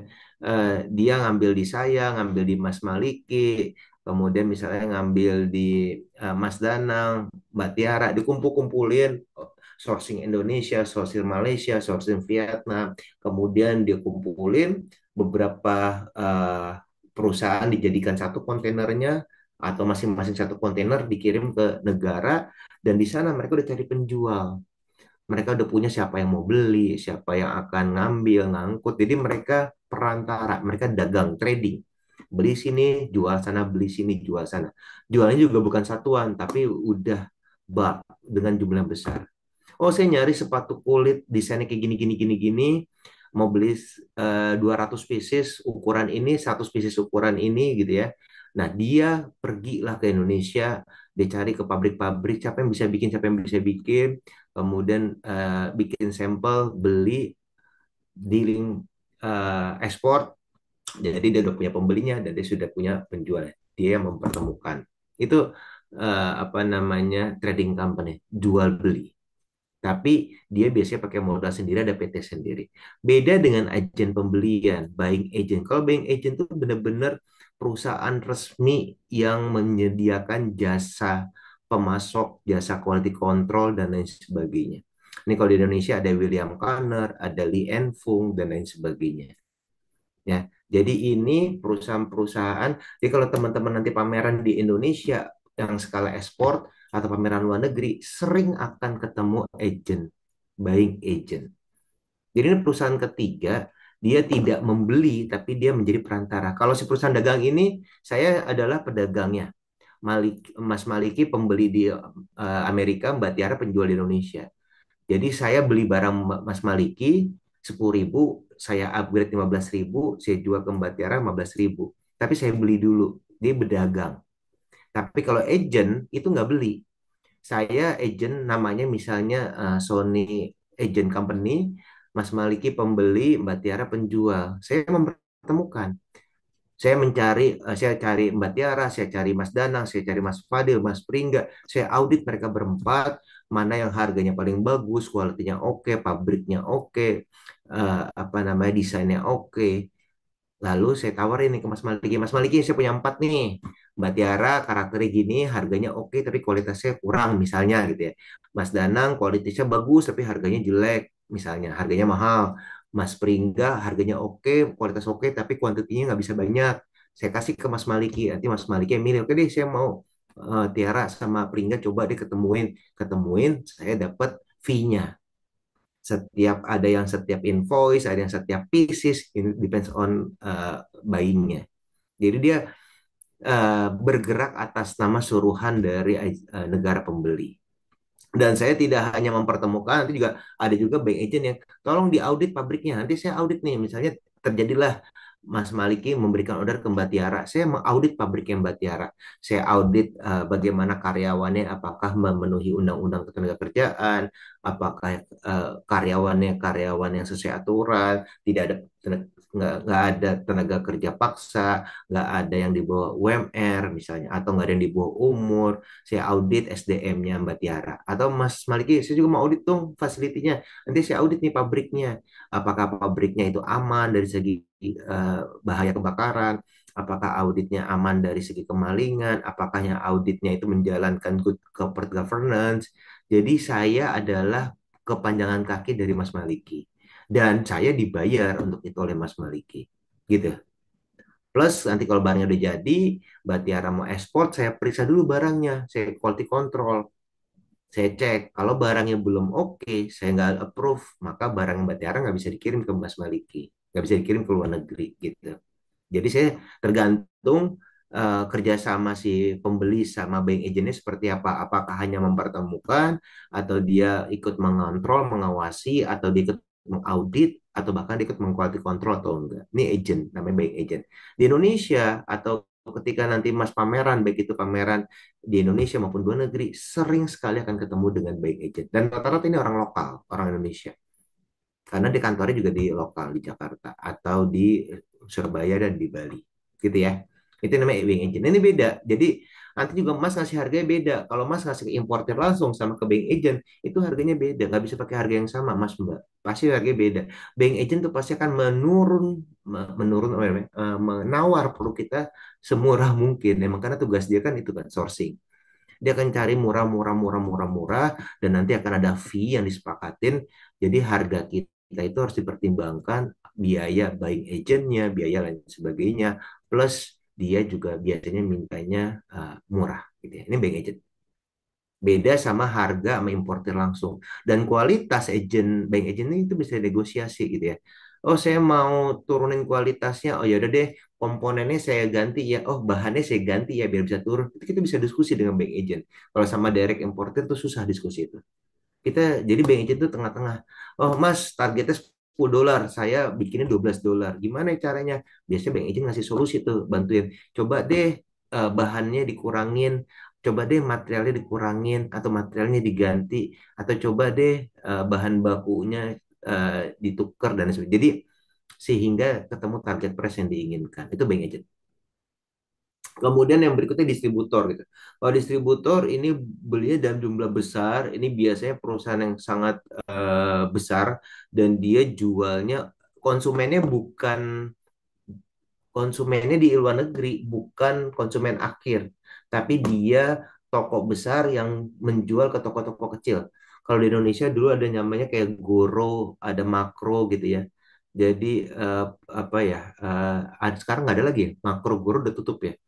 Jadi supermarket yang justru jualannya ke toko-toko gitu ya. Kalau di Indonesia warung Madura lah. Warung Madura kan dia jual lagi ke warung-warung kecil gitu kan. Nah ini itu distributor. Tapi versinya versi gede banget gitu ya. Dulu di Indonesia ada Makro, ada Goro, sekarang udah nggak ada. Nah ini juga belinya sangat besar jumlahnya dan dia harganya mintanya juga murah karena kuantitinya sangat besar dan dia punya tanggung jawab melakukan pemasaran dan purna jual di negaranya gitu ya. Dan ini apa distributor ini dia nantinya juga kalau ada barang-barang yang rusak, akan ada barang yang komplain, dia masih ikut bertanggung jawab gitu ya kalau distributor. Kalau wholesaler enggak, bedanya distributor sama wholesaler enggak. Cuma di situ, sama-sama jualnya besar, sama-sama dijual ke toko-toko kecil, jadi target konsumennya bukan end user, bukan pengguna, tapi toko kecil. Bedanya distributor, dia bertanggung jawab terhadap pemasaran dan after sales service-nya. Kalau grosir, dia tidak bertanggung jawab terhadap pemasaran dan after sales. Bedanya di itu saja. Tapi secara konsep distributor dan grosir mirip. Partainya besar, jumlahnya banyak, harganya minta murah, dan dia nantinya akan jual ke toko-toko kecil di sana. Kemudian yang keenam pengecer nih retailer. Nih retailer nih yang belinya kecil-kecil. Dia cuma punya toko satu di Australia. Tokonya cuma satu. Sekali beli cuma 20, 10, 15. Nah ini pengecer atau retail. Biasanya yang begini harganya masih oke. Nggak terlalu repot. Nggak banyak aturan. Nggak banyak minta ini itu. Nggak minta banyak dokumen gitu ya. Cuman memang cost delivery-nya mahal. Nah ini biasanya menjadi nggak deal tuh gitu. Harganya cocok segala macam. Dihitung-hitung, wah mahal harga kirimnya nggak jadi. Atau digabungin deh barang saya tuh. Saya punya order ke Mas Fadil. Saya mau order ke Mbak Anggi. Gabungin deh. Jadiin satu kontainer. Kirim bareng-bareng biar lebih murah. Nah itu kalau pengecer. Jumlahnya kecil. Dan kalau pengecer ini eh, kadang-kadang suka rewel gitu ya minta. Oh sih minta dong di custom 3 biji warna ini 2 biji. Nanti capek. Jadi barangnya banyak, itemnya banyak, kecil-kecil dan banyak custom-customnya dan pengirimannya cukup merepotkan karena kadang-kadang digabung, kadang-kadang ada juga yang retail kirimnya pakai DHL, pakai UPS, pakai freight pesawat, ada juga tergantung, tergantung dari buyer. Atau bahkan banyak retailer yang datang ke Jogja gitu hand carry atau datang ke Bali hand carry juga banyak nih. Mereka bawa 2 koper, 3 koper, beli di Jogja, lalu pulang ke negaranya jualan ke sana itu juga banyak, gitu ya. Nah ini untuk yang pengecer atau retailer secara apa namanya, secara perilakunya sulit ditebak gitu. Kadang-kadang harganya bagus, kadang-kadang harganya minta rendah. Lagi-lagi tergantung dia target pasar di tokonya siapa konsumen akhirnya gitu ya. Kemudian yang ketujuh, ini konsumen atau end user atau pengguna. Kita jualnya bukan ke toko, tapi ke pengguna langsung. Ini biasanya pakai Shopee, kita keluar negeri ke Malaysia gitu ya. Atau pakai Etsy, jualnya langsung ke end consumer. Atau jual ke Alibaba, ini nomor 7. Nomor 8, OEM buyer-nya, Original Equipment Manufacturing, dia kalau teori lainnya maklun gitu ya, kalau bahasa Indonesianya. Jadi dia minta brandnya dia ditempelkan di produk kita dan produk kita nggak boleh ada muncul di price di hand tag-nya, di labelnya maupun di produknya.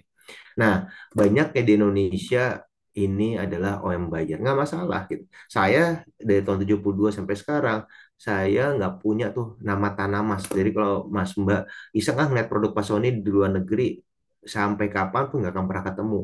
Karena saya nggak pernah jual namanya Tanamas. Jadi saya jual labelnya Walmart, labelnya Target, labelnya JCPenney, Home Goods, dan itu saya pakai OEM. Jadi mereka beli barang dengan desain kita, spek kita, diskusi tengah jalan, kemudian diminta labelnya langsung label dia. Seperti kalau di Indonesia ada S Hardware atau sekarang udah ganti nama A to Z gitu ya. Itu kan produk-produknya kalau Mas Bang lihat kan Kris gitu ya. Itu adalah sebenarnya OM tuh. Kris itu adalah produk dia ngambil dari sourcing di Cina dan di Vietnam, kemudian ketika dikirim minta dikasih nama Kris sehingga masuk ke Kris S Hardware dengan brand Kris. Itu contohnya yang OM. Ya, jadi ini 8 buyer. Jadi tadi kita harus tahu end customer-nya siapa. Yang kedua kita harus tahu end customer tersebut belinya di siapa. Sehingga kita tahu buyernya siapa. Kita jarang akan diskusi dengan end customer. End customer kita perlukan untuk observasi, mendesain produk, merancang produk. Tapi untuk bicara tentang sistem bisnisnya, kita diskusinya dengan buyernya, bukan dengan end customernya. Nanti kita dealing bisnisnya dengan buyernya. Jadi memang ekspor rada susah, rada tricky, nggak kayak lokal, tapi memang lebih menjanjikan kalau kita bisa menggunakan cara yang tepat. Sampai sini aman, teman-teman, atau ada yang mau diskusikan dulu?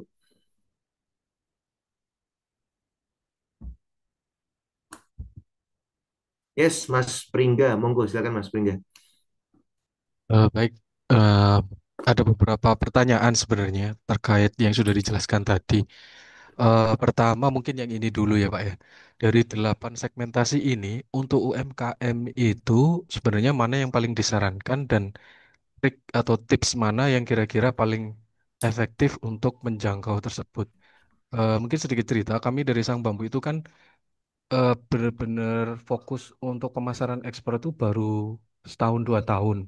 Metode kami kan salah satunya kita survei market itu lewat pemasaran ekspor yang berbasis marketplace itu. Sayangnya kadang kita pakai metode itu seringkali buyer itu tidak merepresentasikan yang kita harapkan gitu. Contohnya misalnya saya melalui Shopee Ekspor gitu. Barang-barang yang saya pesan memang proven ketika memang saya coba tawarkan di market sana. Contohnya kayak barang-barang anyaman bambu begitu.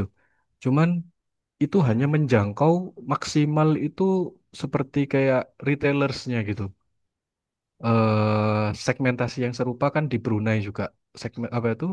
Responnya juga kurang lebih sama. Dan itu endingnya adalah berat di ongkir kan di situ. Terus kemudian metode yang lain yang kita coba itu kan business matching lewat kementerian. Ini cukup efektif. Cuman ini kalau kendala dari saya pribadi, seringkali ketika company profile kami tampilkan, katalog kami tampilkan, itu yang kita promosikan apa, tapi yang diminta apa gitu. Mayoritas itu kan trading company gitu ya biasanya ya, atau buying agent gitu. Jadi di sisi kami sebagai perusahaan, kerepotannya adalah karena kami baru apa itu ya, baru fokus ekspor itu kan otomatis manufacturing kami juga belum 100% bagus lah gitu. Kita tawarin apa, dia pesannya serat alam yang lain gitu. Otomatis hulu hilirnya agak ini sih, agak apa itu challenging gitu loh. Nah, yang saya tanyakan itu lagi dari supaya kita konsisten untuk bisa menembak target market kita, atau apakah ada tips khusus? Itu yang pertanyaan pertama. Yang kedua, tentang skala SWOT untuk NTE, menentukan negara tujuan ekspor. Itu kendala kendala saya ketika saya tuh ikut pelatihan dari Export Academy kalau nggak salah itu kan pertama diminta benar-benar nge-SWOT produk kita, kemudian nge-SWOT NTE kita maksimal 3, masing-masing 3. Nah, karena saya masih baru di dunia exporting ini, kadang kita itu belum punya data yang sangat cukup untuk bisa menentukan ini NTE prioritas, ini NTE, walaupun sudah menggunakan semua tools ya, termasuk trade map, Google apa itu help desk dan sebagainya, ujung-ujungnya memang diarahkan ke Amerika kan pasar terbesar untuk craft itu kan di Amerika gitu. Kapasitas kami untuk kalau ke sana kayaknya masih belum mampu karena misalnya rata-rata memang bayar Amerika mintanya gede-gede sekali. Kemudian kita nembak ASEAN karena mayoritas saya survei dari teman-teman sesama UMKM itu memang ASEAN. Cuman kan saya nggak tahu apakah ini representatif dengan produk saya. Ketika saya coba juga memang yang saya tawarkan A, yang diminta B gitu. Tapi tetap kami kerjakan. Begitu Pak. Dua pertanyaan itu Pak. Terima kasih. Baik, Mas Pringga, menarik pertanyaannya. Yang pertama ini nih tadi ditanya mana yang paling tepat untuk dari delapan ini buyer untuk UMKM. Karena gini Mas Pringga, UMKM sendiri itu kan masing-masing berbeda ya. Nanti sebenarnya setelah ini kita akan bahas tentang mengetahui ya. UMKM itu beda-beda. Ada UMKM, iya, mungkin kapasitasnya dalam 1 bulan cuma bisa produksi 200 pieces sebulan. Tapi dia punya network, dia punya jejaring, dia punya pengrajin yang sangat banyak di daerah sekitarnya, gitu ya. Dia di cluster. Jadi nanti kalau di ordernya banyak, dia bisa ke tetangga A, tetangga B, tetangga C, sehingga dari kapasitas yang 200 per bulan, tiba-tiba bisa 1.000 per bulan, tanpa harus punya tempat produksi baru. Kenapa? Karena dia pakai jejaring. Itu bisa jadi. Nah, untuk yang seperti ini yang kapasitasnya bisa besar, kapasitasnya bisa kerjasama atau bisa nambah pengrajin lepasan, itu distributor, grosir, trading company sangat baik gitu ya. Pengecer juga sangat baik. Tapi kalau teman-teman merasa saya susah produknya ini benar-benar homemade, pengrajinnya nggak ada, kemudian saya ngelatih pengrajin tuh setengah mati, nyari SDM-nya susah, atau pengrajinnya ada tapi bahan bakunya susah, terbatas. Nah, untuk yang seperti ini tidak disarankan untuk ke distributor, wholesaler, atau apa perusahaan Iya. yang trading company gitu ya. Disarankan ke aging, buying agent. Ya kan, ngomong PCN enggak? Ya, usah itu. Ayo, Bentar. ayo, usah Mbak Anggi, itu. halo Mbak Anggi, maaf Iya. bocor suaranya. Ya, eh gitu ya. Jadi tidak kalau memang yang punya kapasitas dan sulit untuk menambah secara cepat kapasitasnya, tidak disarankan ke distributor, ke wholesaler gitu ya. Disarankan ke retailer, end user. Dan juga mungkin ketika yang besar pun mau pakai buying agent. Karena buying agent bisa bantu split order. Tapi kalau yang punya kapasitas besar silakan ke distributor dan grocer. Ini yang pertama Mas. Jadi walaupun kita bentuknya UMKM, tapi UMKM untuk mengembang dan mengecilnya beda-beda. Gitu ya Mas Pringga ya. Kemudian yang kedua tadi eh, memang betul Mas Pringga, jarang sekali kita ekspor langsung menjual produk yang kita tawarkan 100% sama, itu jarang banget Mas. Gitu ya. Saya di pabrik sampai detik ini per bulan paling tidak memproduksi, saya punya tim R&D 20 desain baru. Dan 20 desain baru itulah yang saya bawa ke pameran, saya tawarkan ke buyer-buyer saya baik online maupun offline. Tapi ketika saya bawa 20 ini, biasanya misalnya ada order yang sama persis tidak dirubah desainnya cuma satu biasanya. Kemudian yang 10 dibuang, mereka nggak mau. Dari 10 yang diterima, satu persis, 9 dimodifikasi, Mas. Ada yang ukurannya diganti, ada yang materialnya diganti, ada yang secara desain estetiknya diganti.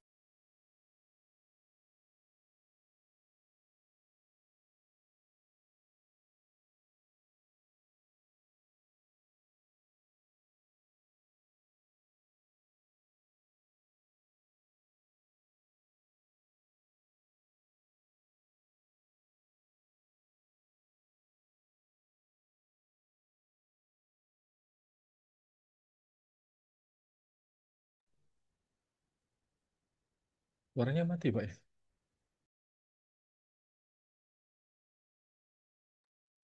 Mas Sony nge-freeze.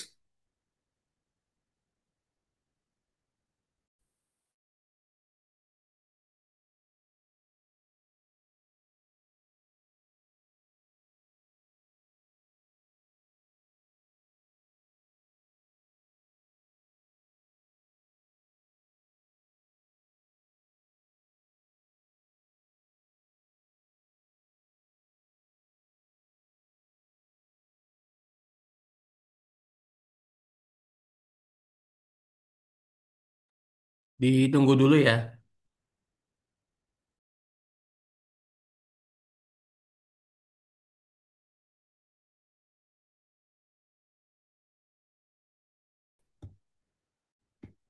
Halo, sorry, mohon maaf, kepental.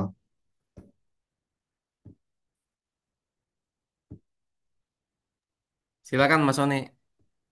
Ya,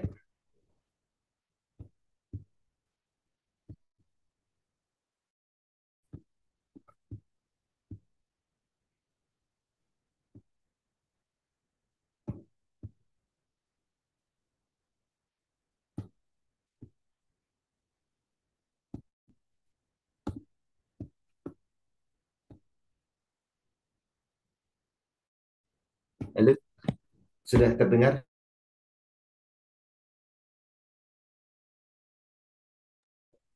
Sudah, Pak. Spring, halo, tes. Sudah Pak.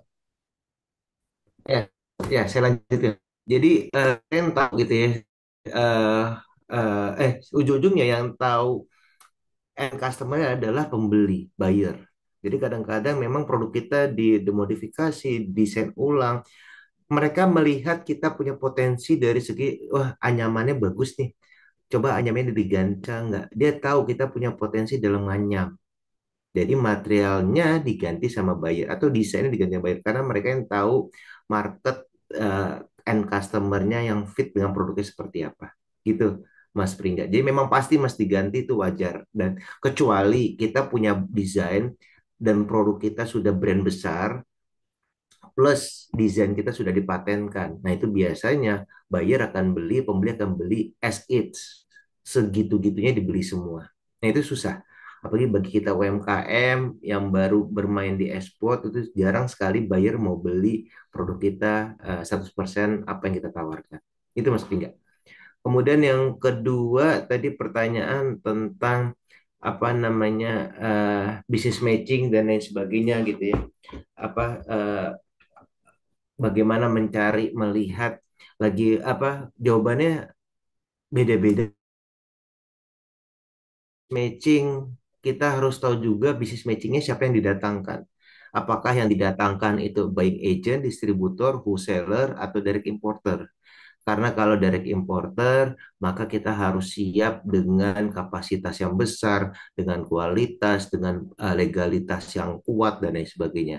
Kalau agent, buying agent, kita siap dengan pricing yang bisa kita negosiasi, kualitas, desain yang bisa kita range, dan lain sebagainya. Jadi, uh, business matching bisa efektif.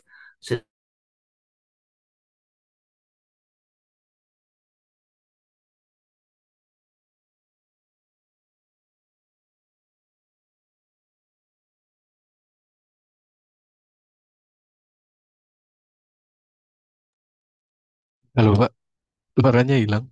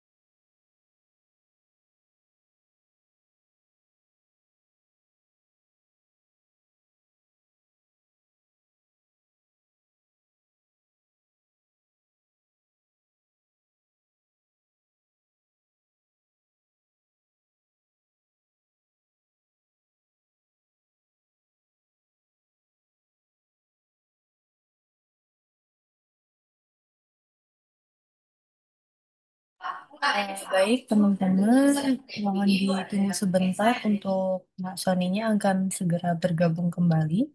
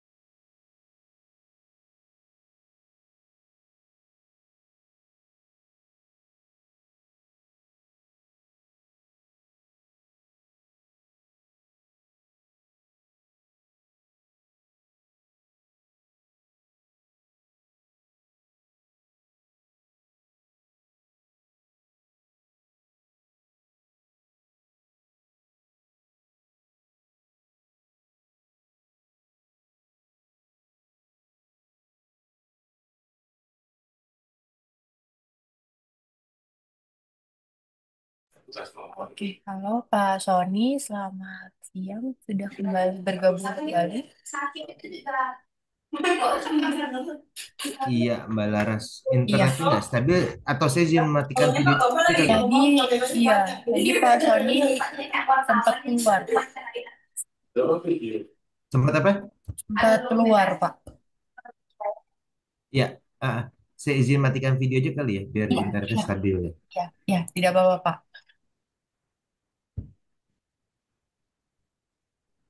Dibentuk untuk share standby. Baik,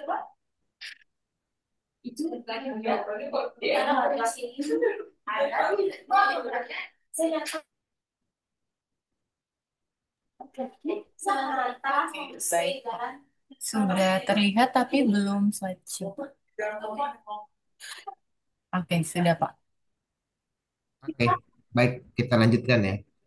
Ya, jadi tadi intinya adalah bagaimana eh, konsumen itu yang tahu, sorry, buyer itu yang tahu apa yang dibutuhkan dan diperlukan oleh konsumennya.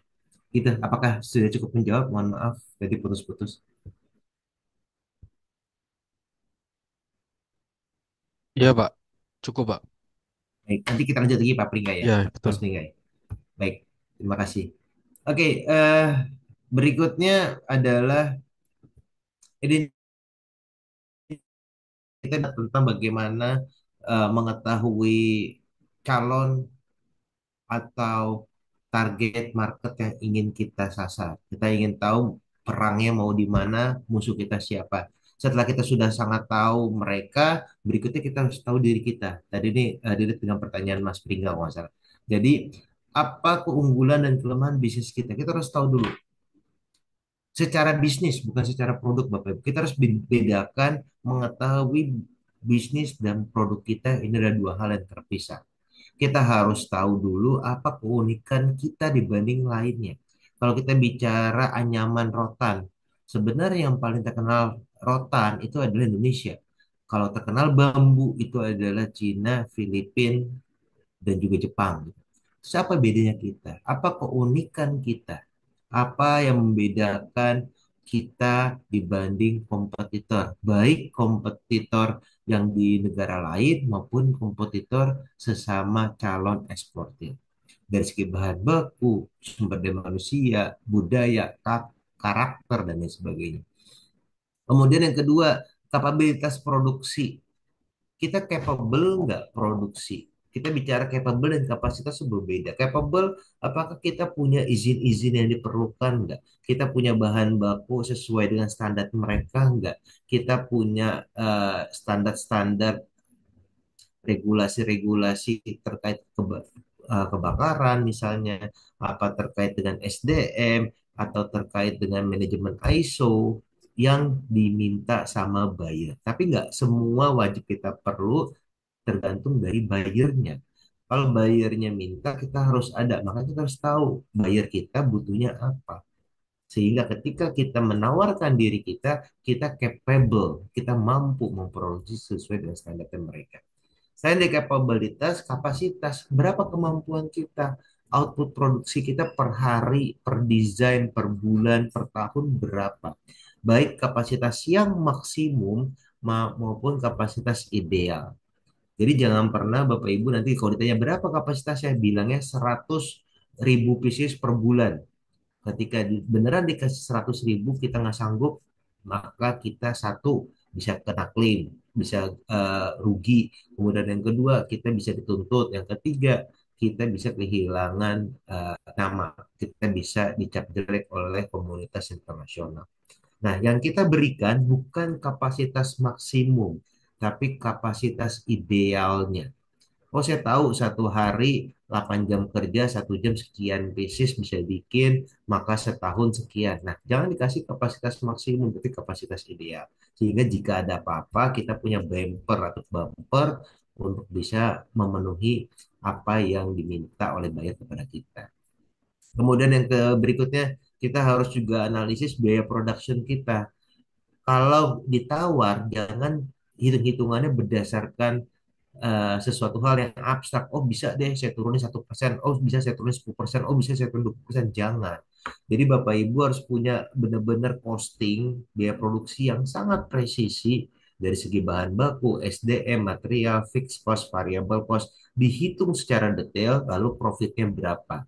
Nanti ketika ada eh, tawar-menawar dari buyer, yang kita mainkan satu, apakah profit persentasenya bisa kita turunkan atau enggak. Oh, ternyata jumlahnya banyak nih, maka profitnya turun sedikit nggak apa-apa karena secara komparasi jumlah versus profit akan sama nantinya. Ya udah nggak apa-apa. Atau wah profitnya udah mepet banget, dicek lagi bahan bakunya bisa diefisienkan nggak, proses produksinya bisa diefisienkan nggak. Itulah fungsinya punya biaya produksi yang detail. Sehingga ketika ditawar kita nggak tebak-tebakan. Jangan sampai ditawar kita iyain, ketika jalan production kita rugi. Buat apa bisnis itu rugi? Kan gitu ya. Terus kemudian yang berikutnya juga harga jual. Harga jual juga kita harus punya beberapa plan. Oke, ini harga jual misalnya untuk kalau kuantiti sekian, harga jual kalau kuantiti sekian itu harus dibedakan. Kemudian harga jual kalau belinya pakai kontainer atau LCL itu harus dibedakan. Harga jual ke Eropa, ke Amerika mungkin perlu dibedakan. Jadi tergantung dari aspek-aspek dan pertimbangan yang kita buat. Jangan sampai jual harga sama ke semua negara. Itu juga nggak mungkin. Nanti akan ada negara yang merasa harganya kemurahan, ada juga yang kemahalan. Kemudian berikutnya waktu production. Nanti pasti ditanya tuh ketika diskusi sama buyer, berapa lama production? 30 days, 60 days, 90 days, itu biasanya pakai hari, bukan pakai bulan. Gitu ya. Jadi kalau kita bilang 60 hari, maka pastikan itu sudah ada spare time-nya untuk perbaikan dan lain sebagainya. Produksi kita 45, kita bilangnya 60. Jangan sampai produksi kita 60, kita bilang 60, nanti kalau telat kita kena claim. Nanti profitnya bukan untuk kita, malah profitnya buat bayar klaim kan percuma, gitu ya. Kemudian kita juga perhatikan bagaimana reputasi dan pengalaman kita, inilah yang kita jual, reputation yang kita perlu jaga. Kualitas, pricing, ketepatan, akurasi waktu pengiriman.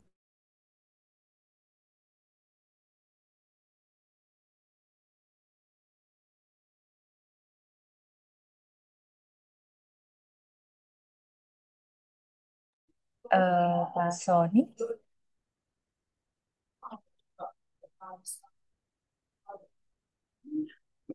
sebentar ya teman-teman ya.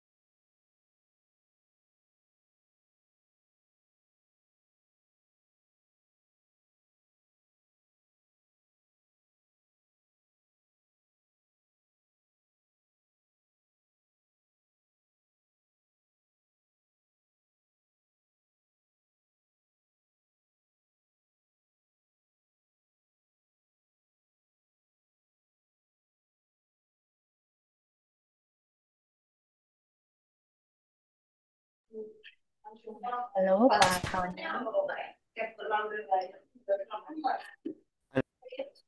Pak Sony mungkin kami bantu untuk share screen, Pak. Deh,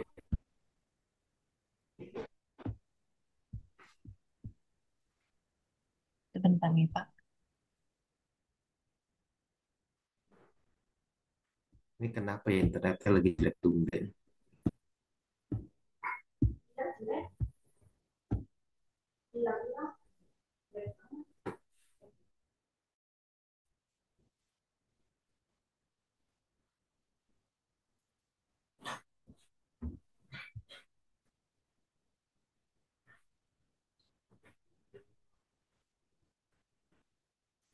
Pak Sony mau kami bantu untuk share screen atau share screen sendiri, Pak? Boleh tolong dibantu tidak Mbak Laras Oh biar iya, iya, iya. tidak Baik, itu. baik, Pak. Baik, Pak. Itu Hmm. berarti ada di halaman 7 ya, Pak ya? Ya, Oke, baik, Pak. Sambil saya share screen ya, Pak ya.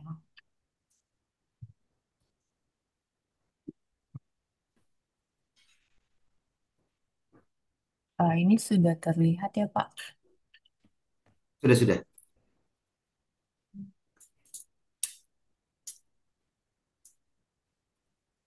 Ya, silakan Pak Sony. Next slide Mbak Laras.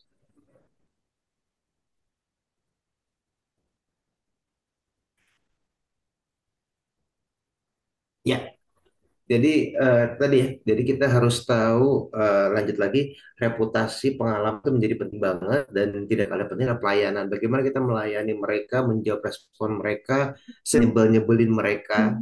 Itu kita tidak boleh marah, tidak perlu berkata yang tidak baik. Intinya adalah pembeli adalah segalanya. Pembeli bukan hanya raja, tapi pembeli adalah segalanya. Kemudian berikutnya setelah kita tahu keunggulan dan kelemahan bisnis, kita juga harus tahu keunggulan dan kelemahan produk kita. Mbak Laras, sorry, suaranya bocor Mbak Laras. Pokoknya 10 sampai selesai sih. Ya, gimana Pak Sony? Suaranya bocor. Oh ya, sorry, sorry, Pak. Oke, keunggulan dan kelemahan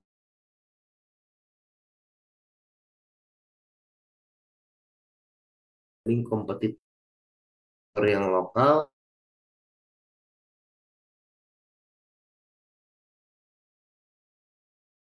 dan juga dari karakter, ciri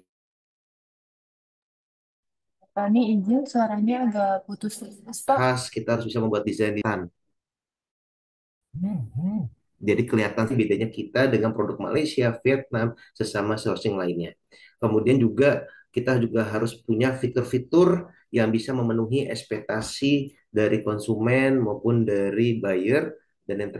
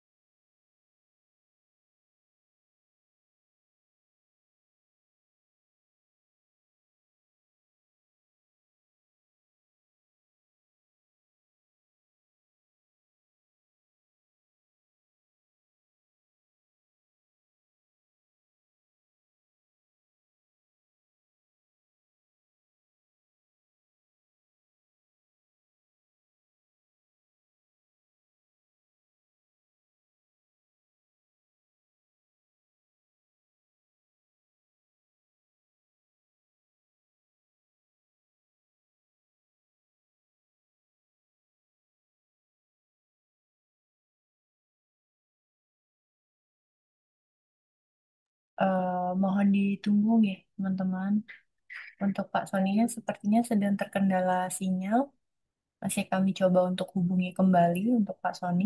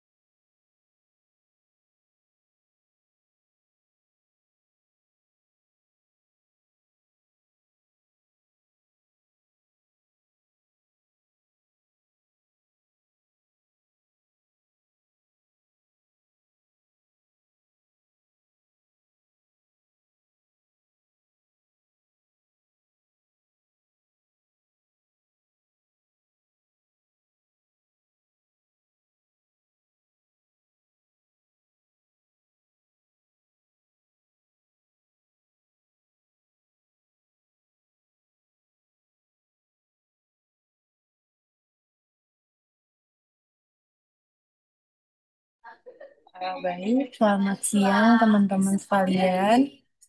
Sebelumnya kami mohon maaf teman-teman karena sepertinya Pak Sony saat ini belum bisa melanjutkan kelas coaching expert yang pertama dikarenakan ada kendala sinyal dan masih belum bisa untuk bergabung kembali di kelas coaching pada siang hari ini. Jadi mungkin untuk kelas coaching export pada siang hari ini nanti akan dilanjutkan dengan tappingnya Pak Sony terkait penjelasan materi dan tugas yang akan diberikan oleh Pak Sony nanti melalui tapping akan kami segera kirimkan ke teman-teman sekalian dan materi pada siang hari ini juga akan kami kirimkan melalui WhatsApp group seperti itu teman-teman. Kami mohon maaf sekali sebelumnya karena ada terkendala sinyal dari narasumber kami. Semoga materi yang sebelumnya tadi sempat disampaikan sama Pak Sony bisa bermanfaat untuk teman-teman sekalian. Kami mohon maaf, mungkin untuk Zoom pada siang hari ini kami cukupkan terlebih dahulu. Eh, Selamat siang dan terima kasih. Assalamualaikum warahmatullahi wabarakatuh. Terima kasih teman-teman sekalian. Waalaikumsalam Terima kasih warahmatullahi Mbak Laras. wabarakatuh. Waalaikumsalam. Thank you, Pak. Selamat pagi. Ya Mbak, Selamat aman. siang. Ya, Terima kasih Bu Iren, Pak Diki. Mbak Irfan. Iya. Pak Ruli.